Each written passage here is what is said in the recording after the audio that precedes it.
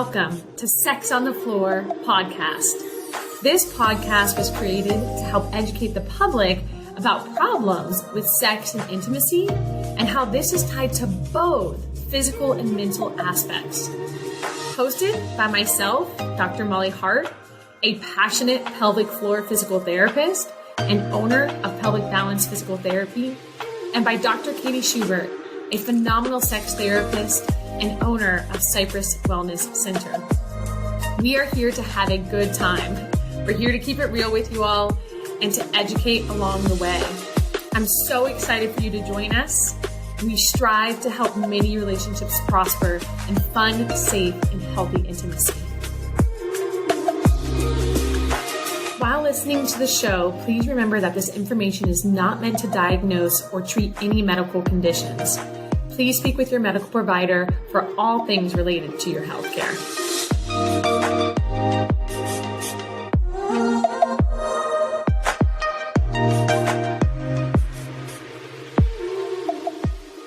Hello, all. Welcome back to Sex on the Floor podcast with Dr. Katie Schubert and myself, Dr. Molly Hart.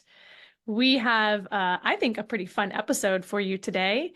So I'm going to let Dr. Katie tell you what we're going to talk about in this episode. Hello, everyone.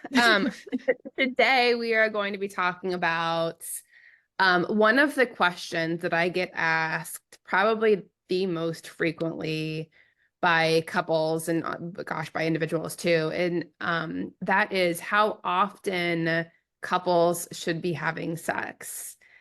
And just to get straight to the point and give you the definitive finite answer to this question, it's that there is no answer to this question. And that's what I always say. Nobody likes that answer because it's a very non-answer. But it's a true answer. It's really dependent on a tremendous amount of things. Yeah. So I guess what we can do, Molly, is just kind of go over the factors and talk about them. Yeah. Probably the biggest factor is how often you want to be having sex. Yeah. Relationship, and that it varies tremendously. People's sexual desire in couples is very different. One person can enjoy having sex once a month. Someone else would want it every day. Some other people don't think about it ever until it's brought to their attention that perhaps they should think about it, or their partner wants to have sex. So desire is very person specific. I don't know if you have anything to add to that, Molly. Yeah, I mean, that's something I learned from you that I use a lot with my patients now is, and they never even have these conversations with their partners. I'm like, well, how often, do you want to have sex? I'll tell you, a lot of my patients, my females, are like, well, I'd be fine if I never had sex ever again. You'll hear that a lot from my specific patient population. And I say, well, how often would your husband want to have sex? How often would your partner want to have sex? And they go, well, I don't really know. Probably all the time. Yeah. I'm like, have you ever asked them? Almost never. With very often, this isn't a topic of conversation, and it should be. So what I would just say is I really encourage anyone listening is have that conversation with yourself and have a heart to heart with yourself, and not give an answer that you think you should be giving, but an answer that is your true answer. It is okay to say, I never want to have sex. It is okay to say, I want to have sex 3 times a day. All of it's okay.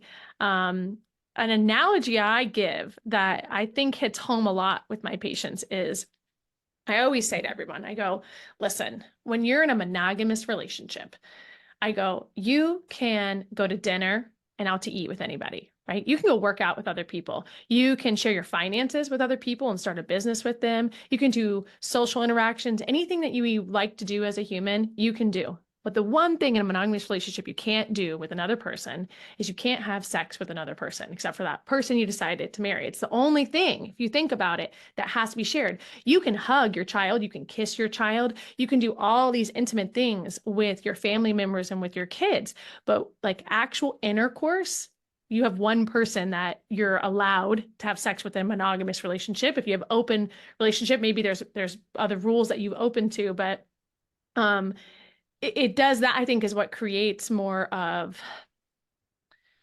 I don't know, a conflict or a difficulty with that question is you have to really talk to your partner and where do you guys meet in the middle, since that is something you guys are only allowed to do together in a monogamous relationship.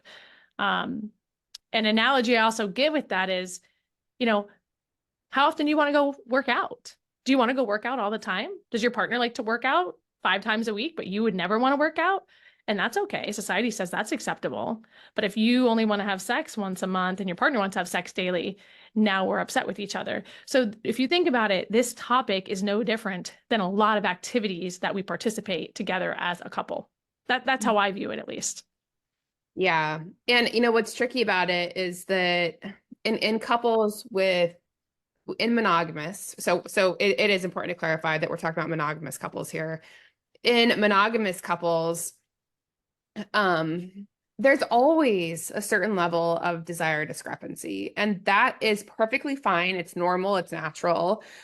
Um, the issue is, the problem is that more likely than not, the two people in the relationship aren't going to get exactly what they want. But like you said, that's with everything in a marriage, right? Like Yep. if you're with someone, if you're in a relationship with someone, you're not going to be living your life exactly the way that you want to live it, because it's really important to compromise in relationships. Mm-hmm. And I'm not, but by all means, I am not saying have sex if you don't want to. I'm just saying it's important to find a compromise in a relationship when it comes to sex. If there is a desire discrepancy, sometimes that's easier to navigate if sex is planned in relationships. Mm-hmm. So like if you have like a sexy Sunday where you have a whole week to prepare yourself psychologically, that Sunday is going to be your sexy day with your partner, and you're going to set that time aside, and that day aside for intimate activities. But it is really important to sit down with your partner and find a compromise that works well for both of you, that you guys can both live with in a relationship. Yeah. Like I'll give some examples. I can think of like 3 people I just recently worked with. One, um, so interesting. She's like, I'd be fine having sex, once a week, but my husband has a very high libido. So they actually took like an online sex course, they told me. And so they have sex planned now 3 times a week, and it's really made a huge difference in her life. She's also somebody who has a personal trainer, because she's somebody who doesn't um have good self accountability. So as long as it's planned and it's with somebody, she'll do it. And you have to understand that our sexual habits in a couple, I believe, it's a habit. It truly is a habit. And so I tell people all the time, I think this is a funny example. I go, listen, so it's the end of the night. You're exhausted. You worked all day. You took care of the kids. You finally sit on the couch watching your favorite TV show. And then your husband comes up to you and he's like, babe, let's get a workout in right now. Like, let's go into our gym and do our workout. You'd be like, what? No, like I just sat down. My mind wasn't prepared to work out. I was prepared to sit here and rest. Okay, that's no different than if your husband comes up and starts kissing you and he's like, I want to have sex right now, and whatever body language or verbal language he uses. That's why I think often people can be like, what? No, like I don't want to have sex right now. Like I just want to sit down. And so when it's that surprise, like that we all think about with sex, like, oh, it's got to be in the moment. Okay, well, not necessarily, because that in the moment, maybe your mind wasn't ready for that. Maybe you were ready to sit there and do nothing. Just like you aren't in the moment to spontaneously go work out whenever you want. Sex is a physical activity, just like working out is. So we're not always going to be in the mood to be physical, right? So I don't think it's a bad thing if some couples decide to have a planned day or a planned time frame or structure in the week that says, hey, on this and these days, on this time, we're going to prioritize sexual intimacy together. That creates a beautiful habit. And so if it's something that's important for both of the partners or more for the other, and you're in that compromise, I think it's a beautiful thing to do the planning Yeah. aspect of it. A lot of people fight me on this, and they say, well, that's really unsexy. But I think that's a reframing. Like, if I could just reframe that thought for a moment, if you think about going through your work week, working, doing the kid stuff, if you have kids, doing the day-to-day stuff. And in the back of your head, Sunday you're going to be able to have this time with your partner. I mean, that's kind of like a lot of foreplay if you think about it, like psychological foreplay that you can do with yourself and with your partner. So I think that if we can reframe that, like planning sex is unsexy thing, you can really take advantage of that time in between your sexy dates to, say little things to your partner about the Sunday coming up, or get yourself excited for that time that you have with them. Right. And I think if there, let's say there's two people in the relationship that have a very high desire and they are always wanting to have sex or masturbate, that's just kind of constantly on their mind. They're probably not going to need to plan it because there's going to be a lot of times when both people are going to want to participate. And that can be fun. But to have two people with a high desire like that, I would say is not always the common or the norm. Even like it can happen, but think about it. When we're picking a life partner in a monogamous relationship, it's not about just the sex. There's so many things you're looking for in a life partner. So maybe your desires match up, maybe they don't. I'm sure you guys listening, I know I have been with people where I had a very strong desire and they had a strong desire, but I was like, they are not going to make a good husband. I'm not going to marry this person, right? So we have to look at all aspects of a partner we're picking. And so if your desires don't match up, that's not a bad thing. That's, I would say, very normal. And so if you're one of those people who has a lower desire than your partner, or maybe you both have a lower desire, if you then plan it, like we're talking about on here, that allows you to get in that headspace to really focus on one another and prioritize things that are very important to prioritize in a marriage, if you both deem that's an important thing to prioritize. So it's important to understand, I guess, it's very different when we're talking about somebody with a very high libido and somebody who doesn't have a high libido. Because if you don't, then you're just never going to do it. It's like you're never going to work out, right? You haven't been working out. You need to work out. You don't have a desire to work out. Well, it ain't just going to start. Your practice of working out isn't just going to start happening until you decide I'm going to do this and probably hire somebody to help you to create that habit, right? So it's the same thing to me. I view it as the same allocation to priority and habit building. Right. And I think, this is one of those things that will break up a relationship. If you're unable to find a compromise that works mostly well for both of you, again, not perfectly well, because that's never going to happen. Mostly well is what we're shooting for. This is one of those things that it does break up relationships, or it puts a lot of tension in relationships if people are feeling like their sexual needs are unfulfilled, or if people are feeling like they're being pressured into having sex all the time. Which is why this compromise is so crucial. Yeah. Yep. Yeah. And I've got people from both perspectives. So let's get away from the stereotypes of, women have a lower desire than men. I can share an example right now where I have had a patient where her husband had a very low sex drive and she had a very high sex drive. And it's interesting. It does affect, I find, women and men differently. Women, we feel so unattractive. We feel so undesired when our male partner doesn't want to have sex with us all the time because it's something maybe we're not used to, right? So maybe we've only been with men who just always want to have sex all the time, and now you're with a partner who has a lower libido. It can affect females in a different way than I find it affects my male patients. Most women that come to see me that have pain with sex, let me tell you right now, this is something I learned early on.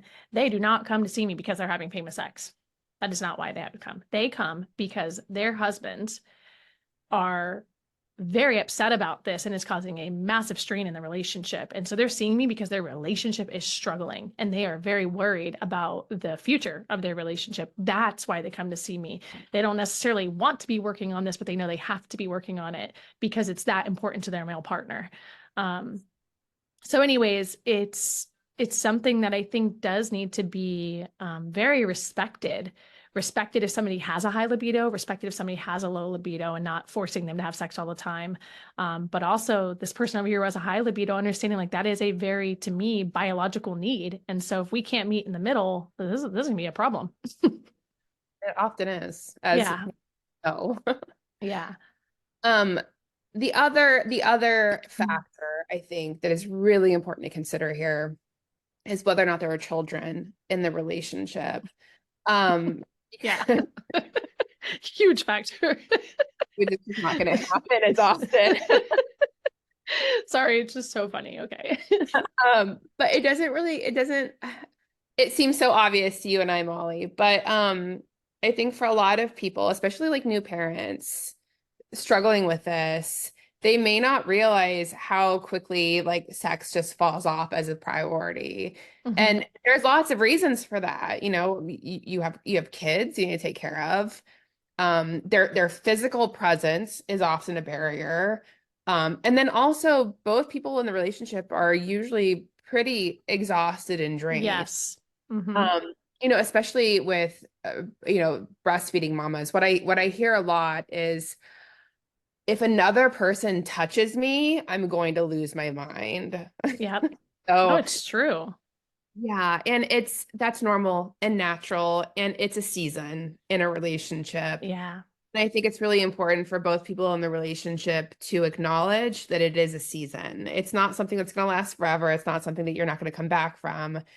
It's where you are in the relationship, and you're going to have lots of seasons in your relationship, and this is just one of them. There's going to be other things that happen that will impede in your intimacy with your partner.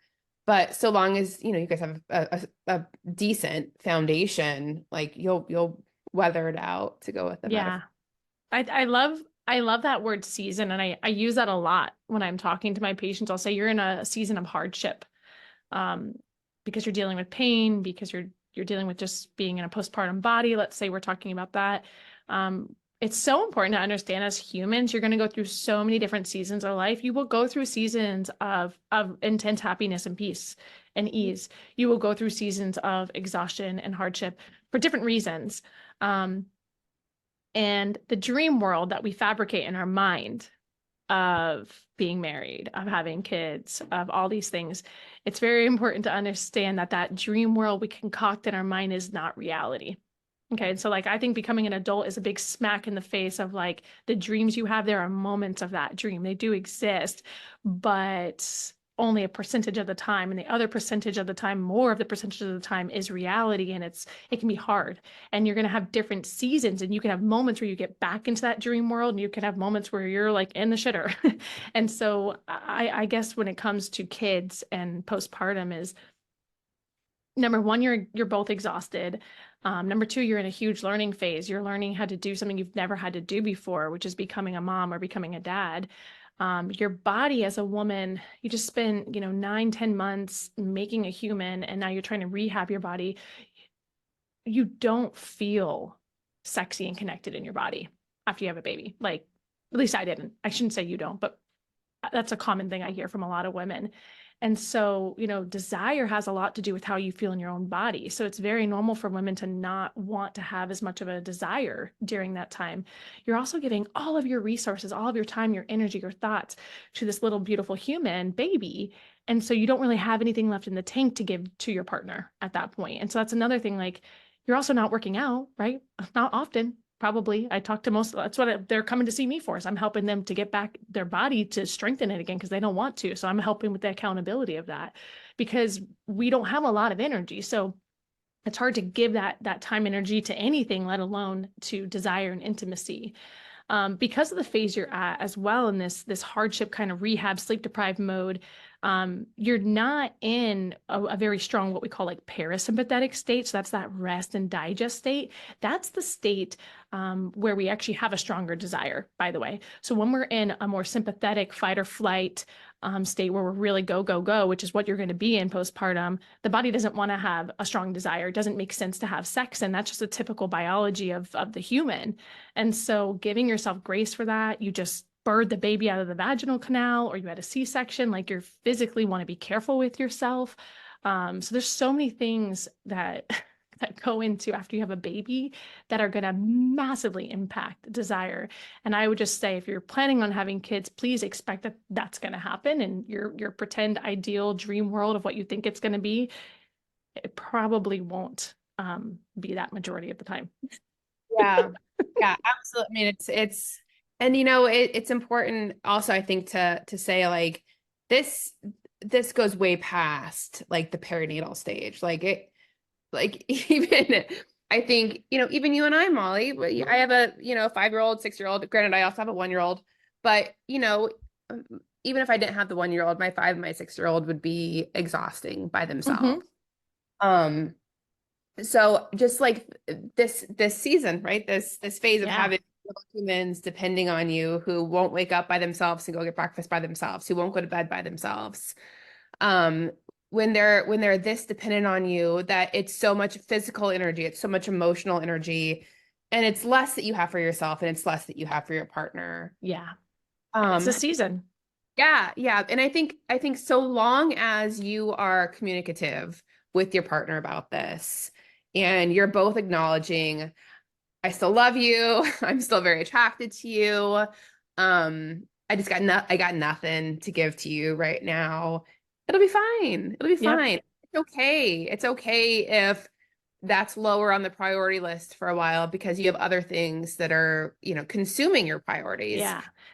It's when people think that they are supposed to be having more sex than they are, or if you're not able to come to a compromise with your partner about, the time spent having sex, that's when there's an issue in the relationship. Yes. And it's not talked about. It's also important to understand. I mean, I've had this conversation really since I've known Katie now with my husband multiple times, like a constant check-in. I would say probably every 6 months ish. Especially as we've added kids, is like, hey, where's your desire? Where's your libido at? And I will tell you, my husband's has changed during the different phases. Mine has changed. I've had moments where mine's really high. I've had moments where mine's really low. And so it's not just checking in once with your partner about that. It's actually constantly checking in with that and having that conversation, because it changes as we hormonally change as women going through perimenopause and then menopause. Men also have shifts as they age. So where you are now is not where you will be 6 months from now or a year from now. Life can throw hardship at you, like you lose a job or there's a death in the family. That will massively affect desire. So there's so many things to consider, and communication's key, of constantly checking in a monogamous relationship in this area, and seeing, are both people's needs being met, and if not, where can we come together to where I see you and I'm not going to give you everything you need, right? Mhm. Like you want to have sex every day, I never want to have sex. Well, where's the middle ground? Maybe we have sex once a week, maybe twice a week, and maybe we plan it and we schedule it, and then my partner now knows, like, I'm thinking of that side of you, and I'm going to work really hard to try to compromise and meet you there, because I understand that's a really important need for you. And also, thank you for not forcing me or expecting me to have sex with you every day, because that's not going to happen either. Yeah. So, So another factor I see. So, the presence of kids, desire discrepancy. Another thing that I see a lot of having to do with, um, you know, going into the answer of the question, like how often should I be having sex, is what the home life looks like in terms of, who's working and how much they're working, who's doing most of like the household management stuff. If I mean, there's so much wrapped into that by a itself. lot, but especially that household management part. Yeah. So often, that's known as like the second shift, right? Uh-huh. And traditionally, women are expected to do a lot of that work, which leaves women feeling especially depleted if they also have a job outside of the house. Um, and this is changing quite rapidly with the newer generations. But with the older generations, I mean, the second shift was predominantly done by women, and they therefore had less energy to give to their Hmm. husbands or their partners at the end of the day because they had their full-time job and they had their second shift at home.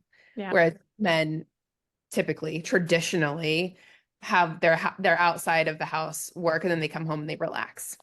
Right. Um, Again, changing a whole lot, but it's really important to consider not only how much energy people have at the end of the day to give to each other in a partnership, but also if resentments are building, right? Yes. Like if a woman traditionally, and again, I'm specifying this because I think it's important. I'm seeing this a lot less in younger generations. Um, my family, I'm a full-time worker. My husband's a stay-at-home dad. So that works beautifully for our family. But that I don't think that would have happened, 40 years ago. No, and it's super common. I have a ton of friends. I have three of my very close friends where that's their dynamic in their relationship. And it works beautifully because he handles so much, and also the resentments aren't there, right? Because we each know our roles and we each know what's expected, and we feel like everything is fairly balanced in the relationship Yeah, because as most of us, I think, know, household management, it's a full-time job. it If you is a have, full-time job. yeah, so he has a full-time job, I have a full-time job, and we're set. Yeah. But again, communication between two people in a relationship is so important. Like checking in not only about libidos, but like, are you building up any resentment towards me about how things are being handled in this family? Because if there are resentments being built up, the last thing you're gonna want to do with your partner is have sex with them. Yep, 100%. And you lose respect. So as resentments build up, respect is lost, and nobody wants to have sex with somebody that they resent. A big term I use a lot with my husband is, so my husband and I both work, but we both share very much so the household responsibilities, in every way, shape, and the form. In my family, at least, we have designated roles actually of like what we're responsible for. So the mind doesn't have to think about everything. So I do all the laundry, for instance. He does all the dishes. We equally split cooking. We equally split watching the kids. He does all of the automobile maintenance. I do all of the household management unless something's broken. Like we have very set, just very set roles, because that helps us navigate and work as a team. I view marriage very much so like a team, but more importantly and more simply, what I will say to him is, I want an equal. Mhm. I want my partner to be an equal. I don't want to be better than you. I don't want to be doing more than you. I don't want to feel like I'm drowning while you're up on a rowboat. And so we've had many check-ins with that, especially as we've had kids, because there's been times where I didn't feel like my husband was an equal. I felt like I was suffering more, I was doing more, and I wasn't okay with that. And these constant check-ins and making sure that we're on the same page together. And what that leads to is it leads to an incredible amount of respect, an incredible amount of love. And to me, for me, nothing is sexier than when I come home and my husband has, like yesterday, I came home from work and I had a plate of salmon, asparagus, and potatoes. I had meal prepped. I had gotten the food. I had told him what to cook, but he cooked it all. The house was spotless clean. The dishes were done. And he made me, got me a kombucha. He knows I love that. And then after, he made me a glass of tea because he knows I love that. Right. So, like, nothing to me turns a girl on more than that for me. I'm like, okay, so you just like took care of me, and we shared equal roles here. So when you have a partner that you feel is like a true equal and is truly there for you, desire spikes. So that's another thing, is if your partner has a low desire, are there things in the relationship that are contributing to them having a less desire for you, and a resentment and a respect issue that's starting to form? Yeah. And a really fantastic book. I know a lot of people have heard about this, having to do with exactly what you're talking about, Molly, specifically female sexuality, is Come As You Are. Yeah. It does a really, really special job at explaining what women's psychology has to do with their libido. So if what Molly said resonated with you, perhaps pick up the book and popcorn read it with your partner. Yeah. Yeah. And I think it's important to understand that men and women do have different things that will spike their desire. And so understanding your partner more, because everyone's different, understanding what does spark my partner's desire is another factor, um, and all of this, and you guys trying to find a compromise of meeting each other's desire needs. Yeah. Yeah.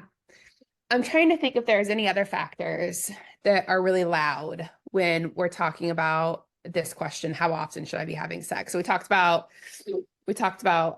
whether or not kids are present. We talked about desire discrepancy. We talked about jobs in and out of the Mhm. home. Can you think of anything else, Molly? Well, big things with being a pelvic floor PT is, health issues, right? So if your partner has a health issue, I have a lot of men who have erectile dysfunction because they have pelvic floor dysfunction. I have women who have true, actual physical issues that are causing pain with intercourse.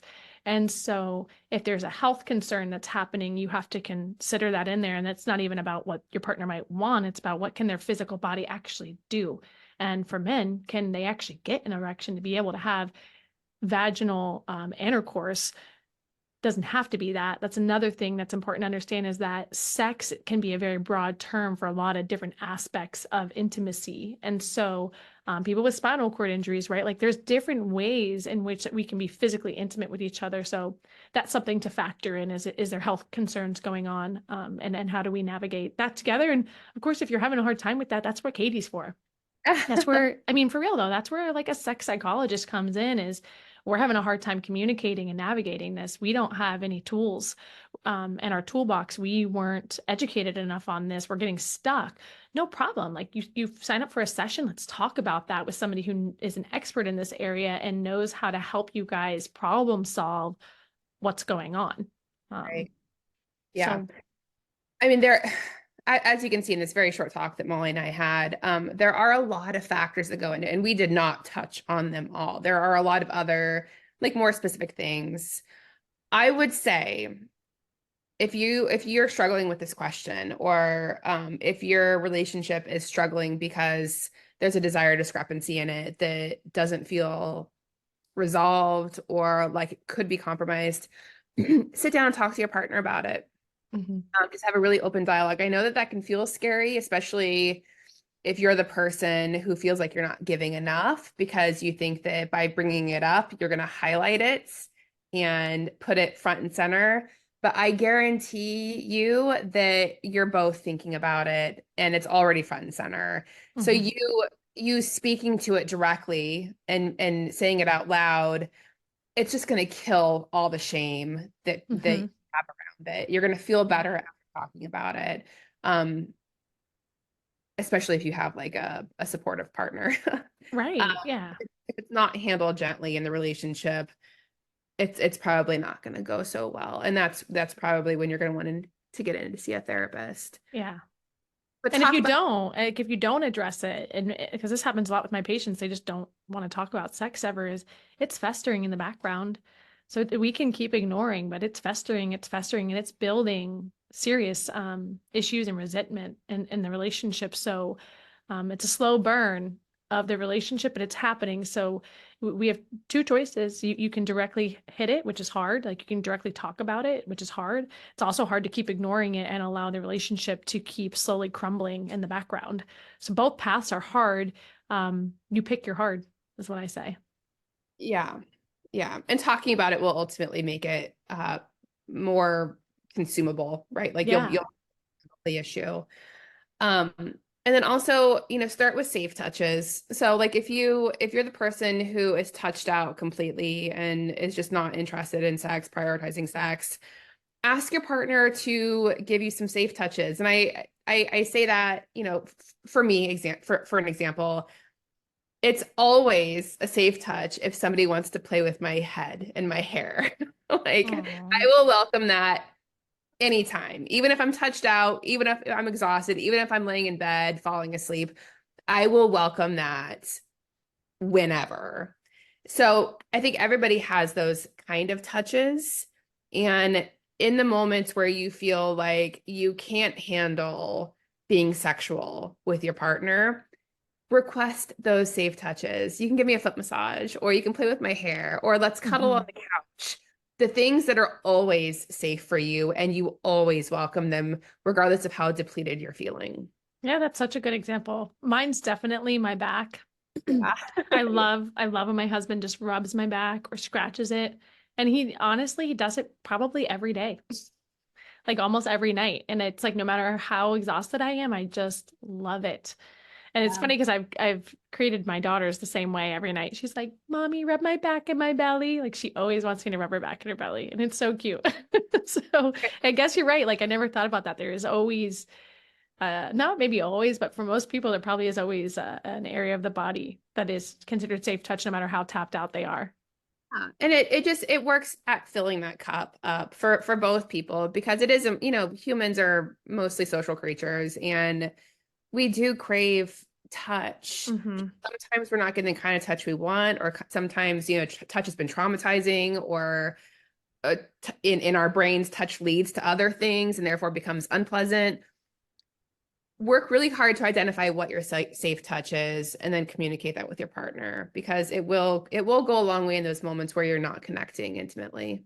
Yeah. I think the last thing, and we don't need to talk about this long, is just that those of you who were raised in a certain religious background or a cultural background where you were told a very specific thing about sex and what your duty is as a wife or your duty is as a husband, those scripts, those beliefs can be playing a big role in this, and maybe the guilt or the shame that you're feeling. I don't know what you would recommend for that, Katie, is how do you navigate these deep rooted scripts that you were raised to believe about sex? Well, I only see them being a problem when the couple can't compromise on them, right? Like if there's some sort of disagreement about what needs to be happening in the relationship, or if one person's coming from one culture, another person's coming from another culture, and then there's tension because of that, that's the only time I ever see it being a problem in a relationship. And I would say, therapy is the answer for everything. I agree. Yeah. Yeah. It's so hard to navigate on your own because you don't have that objective third party helping you find a compromise. Because when you're so in your own like bubble, it's so hard to think outside the box and come up with a compromise that might work well for both of you in that relationship. Yeah, so that's again where communication comes in, and if you find that you're not able to navigate that conversation well with your partner, really, really, truly seeking out I would say probably, Katie, I don't know if you agree with this, but working with specifically a sex psychologist is probably going to be more helpful than just a general psychologist, because you have a lot of additional education on this. And then if there's a health concern, like a physical issue with your body and being able to be intimate with your partner, that's where pelvic floor PT comes in. Often I would say a lot of people in pelvic floor PT should probably also be seeing Katie. They don't often, because it seems to be harder to get people to talk about feelings. Yeah, it's easier for people to say, oh, I've got a physical problem, than to really talk about what's going on more. But anyways, that's what we're here for. That's our nitty gritty. And so you've got resources if you find that you and your partner aren't able to navigate this yourself. And I hope that this talk today helped give you just some more understanding about the answer, which is there is no amount that you have to have sex with your partner. It is very relationship dependent and person dependent. There is no answer. There is no answer. Well, there is an answer. The answer is that there is no set amount. Yeah. Well, yes. I feel like the more you know in life about any topic, the answer is always, it depends. It depends. I know. It's so funny. I tell people all the time, I'm like, the more educated you become, the more questions I have, the more you realize how much you don't know. Whenever you meet somebody who is like, really like, I know this, I'm like, oh, you're just not educated enough. Yeah. You don't know all of the intricacies. I'm like, if you're that confident, then I'm like, oh, like you have a lot still to go. Yeah. So find out what it depends means in your relationship and talk about it with your partner and come up with some sort of plan. Yep. Last thing, if you guys have any things that you want us to talk about, please send us an email, find us on social media. All of our stuff's listed on these podcasts, but feel free, give us topic ideas. We would love to hear from you. We would love to answer any questions and to know what our listeners are wanting to hear about, so that way we can try to deliver that content to you. Have a beautiful rest of your day, and we will join you guys at the next podcast episode.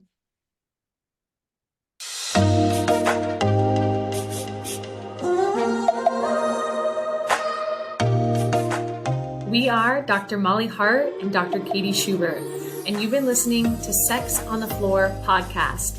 We really hope that you enjoyed this episode.